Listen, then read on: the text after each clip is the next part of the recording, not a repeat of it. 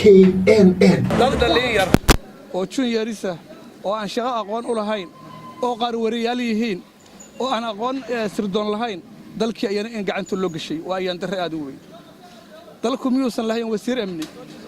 taliyaal ciidan miyaan dalku lahayn baaqan waxaan dirayaa madaxweynaha Soomaaliya laba maanta u gudban madaxweynaha labada madaxweynaha u gudban waxa weeye inuu dhammaan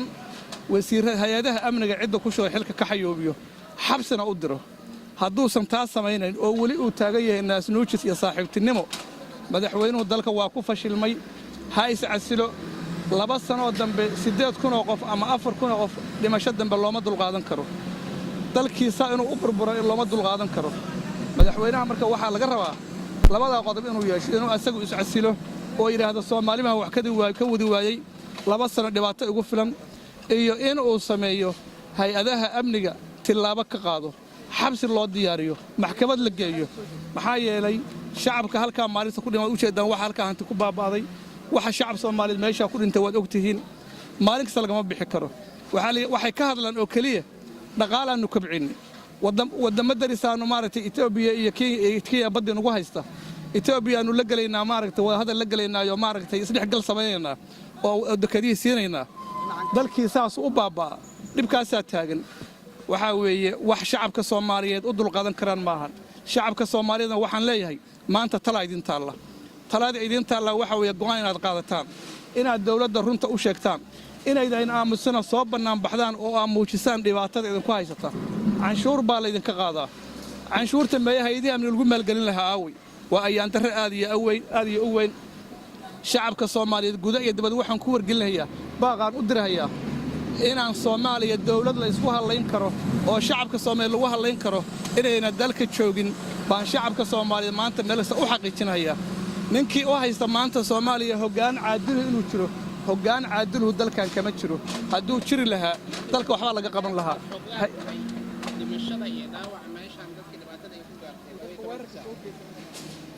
waxa weeye midaas dhimashada iyo dhaawaca idin u dhawaadharsantay isbitaalada marxaati ka ah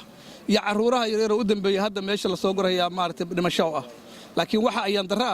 100,000 oo booliis aan tababarayna 100,000 oo ciidan magaalada ku soo deeyayna nimankiina maalinta saas shacabka u leynayaan maxaa khaldan waxa khaldan madaxweynuhu waa dib isugu noqdaa waxa laale wixii dalkan ka khaldama madaxweynaha mas'uuliyad asaga qaadaya inta xaqiijin karo 25 dhimasho waa arkay waa ogahay oo ilmihii yaraayo halka hadda laga soo saarayo ku jiro nimanka wax soo weeraray oo meesha soo galay ilaa hadda inta aan meedkooda arkay oo la soo saaray waa 2 nin oo gadaalka damba taala mid saddexaad ma arag mid afraad ma arag taasna waa in dadku ogaada halka waxa ka muuqan waxa inta burburiyay oo 24 saacadood ku dhawaad oo 100,000 oo ciidan loo keenay waxa inta la rafanayay oo xalay 2 saac habeenimo maanta la soo gaaray 6 maqrib la soo gaarsiiyay labada qof oo halka gashaan u jeeday taasuna waxa weeye waxay halka cadeynaysaa taya xumada iyo maaragtay hoggaan xumada dalka ku habsatay iyo khibrad xumada looga faa'iideysan lahaa nimankaas iyagoo nool qaban lahaa oo looga faa'iideysan inaan la sameyn oo runtii ciidan badan ku dhinteen askar badan meesha ay ku dhinteen oo halka ay ku dhinteen taasuna waa ayaan darre aad u weyn waxaas oo dhan isku soo duub waxa la rabaa inuu saxo madaxweynuhu inuu saxo dawladdii waa fashilantay xukuumaddii waa fashilantay marka khayr waa inuu ra'iisul wasaaruhu waa inuu degdeg isu casilaa wasiirka amniga wali waa soo taagan yahay wali rajuu qaba maalinta dhibkaas dhaca marka hadda inta ka badan anigu kulay canaan dambe uma oran karo aad iyo aad u mahadsantahay